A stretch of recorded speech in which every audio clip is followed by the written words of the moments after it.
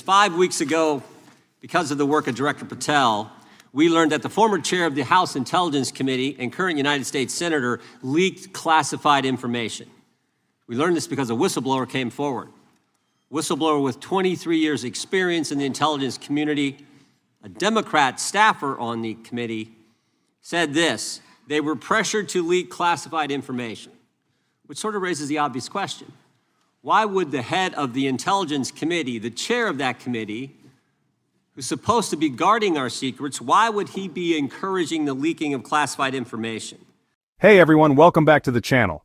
Today we're breaking down a powerful and emotional congressional hearing on FBI oversight that touched on everything from the tragic assassination of Charlie Kirk to explosive whistleblower revelations and bold claims about government corruption. Stay with me as I walk you through the top 10 takeaways from this hearing. You don't want to miss a single detail.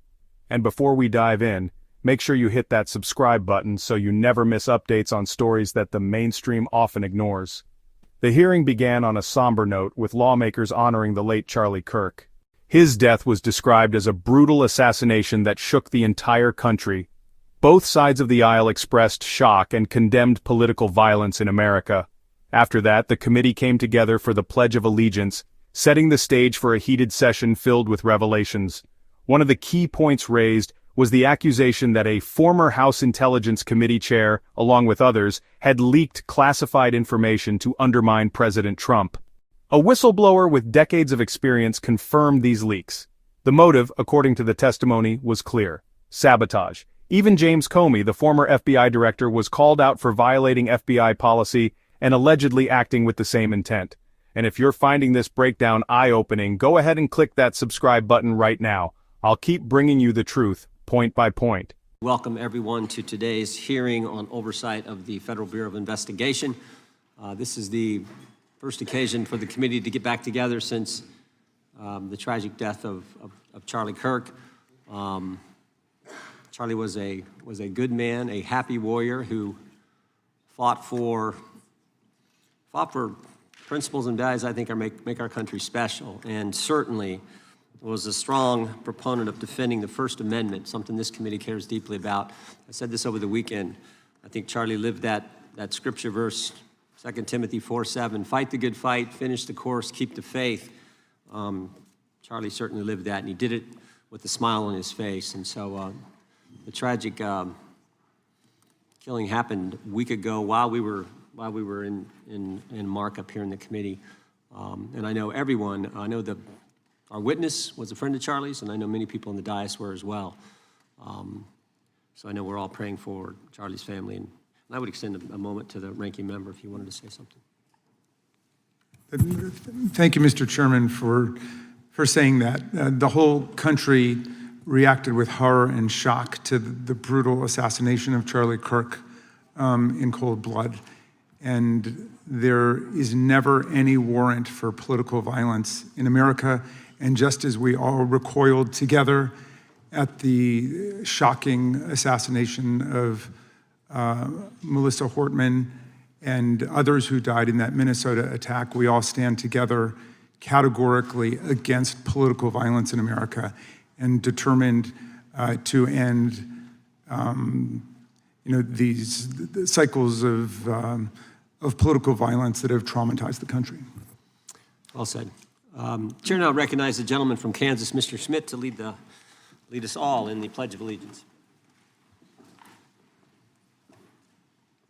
I pledge allegiance to the flag of the United States of America and to the republic for which it stands, one nation, under God, indivisible, with liberty and justice for all.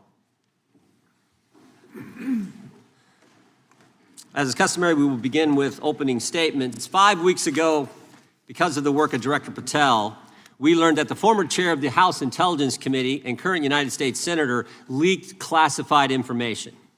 We learned this because a whistleblower came forward. Whistleblower with 23 years experience in the intelligence community, a Democrat staffer on the committee, said this: they were pressured to leak classified information, which sort of raises the obvious question. Why would the head of the Intelligence Committee, the chair of that committee, who's supposed to be guarding our secrets, why would he be encouraging the leaking of classified information? Whistleblower told us that answer as well. The leaked information was supposed to be used, the leaked information, false information, was going to be used to indict President Trump. Now, the former chairman wasn't the only person leaking information. Jim Comey was also sharing things he wasn't supposed to share. Again, don't take my word for it. The Inspector General told us this. In his report, he said, quote, James Comey violated FBI policy by disclosing classified information. And what was Comey's motive? Same as the senator from California, to sabotage and undermine President Trump's first term. And we know that Mr. Comey's not been shy about what his objective was. In fact, 4 months ago, he told us. Remember this? 8647, Jim Comey told us just 4 months ago. Now, how'd they do it? How did the former chair of the intel community, the former FBI director, and others in our government attempt to undermine President Trump's first term?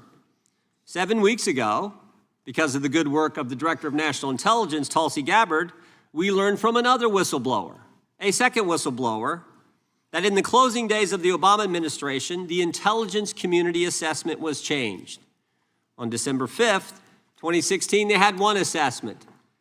That assessment said Russia did not impact the election vote count. There was a meeting at the White House on December 9th, 2016, where it was decided, no, we're not going to have that. We're going to come up with a new one. And the new one said Russia was trying to influence election and did influence election, which just wasn't accurate. And that new one is published on January 6, 2017. Let's just show you a few things that took place. I want to show you first this email from Admiral Rogers, the head of the NSA. You can see it was December 22nd. Says to Jim, John, and Jim Clapper, John Brennan, Jim Comey. And he says, I asked my team if they've had sufficient access to the underlying intelligence, sufficient time to review that intelligence. On both points, my team raised concern. Further states, my folks aren't fully comfortable. A few hours later, there's an email back to Admiral Rogers. This one is from Jim Clapper, and it says this: it is essential that we be on the same page and all of us are supportive of the report in the highest tradition of, that's our story and we're sticking to it. We may have to compromise on our normal modalities. This is one project that has to be a team sport. That's our story, and we're sticking to it. Compromise on normal modalities, that's a fancy way of saying, that's the government speak for we're going to have to change the rules. In fact, we're not going to follow our own rules.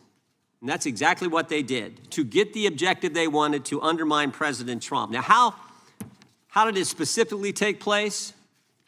The whistleblower said that the government officials ignored concerns about discredited information. And what was that discredited information? What was the discredited information that they didn't ignore the concerns about? What did they use, that discredited information? Of course, it was the dossier, the now famous Steele dossier that was paid for by the Clinton campaign when they hired the law firm Perkins Coie, who hired Fusion GPS, who hired the foreigner Christopher Steele, who wrote all this garbage and lies down. That is what was used to change the intelligence community report.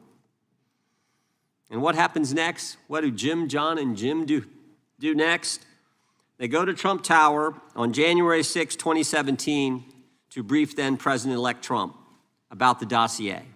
Again, the Clinton-financed, foreign-authored dossier that the whistleblower knows is garbage and that they know is garbage. And then there's one final step. One final step.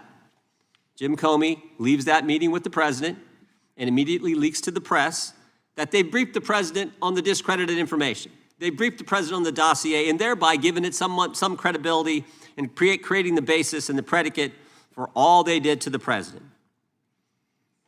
They leaked false information, they leaked classified information, they used and leaked discredited information, and they didn't follow their own rules, all to sabotage President Trump's first term.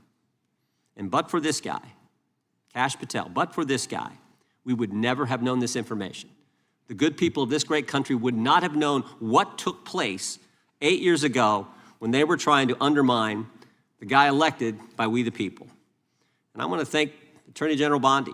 She set up a special strike force, a special team, to look into this and see if there's any criminal liability that exists in what took place.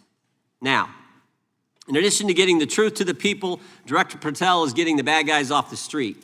He's moved agents out of Washington, got the focus off of politics here in D.C., and is instead putting bad guys behind bars. 21,000 violent criminals have been taken off the streets, which is a 125% increase from the comparable period in the previous administration. He's rescued 4,000 kids. He's got 1,300 predators who he's arrested. He's also ended the weaponization of the FBI. No more spying on parents at school board meetings. No more pre-dawn raids on pro-life Catholics. No more retaliation against whistleblowers.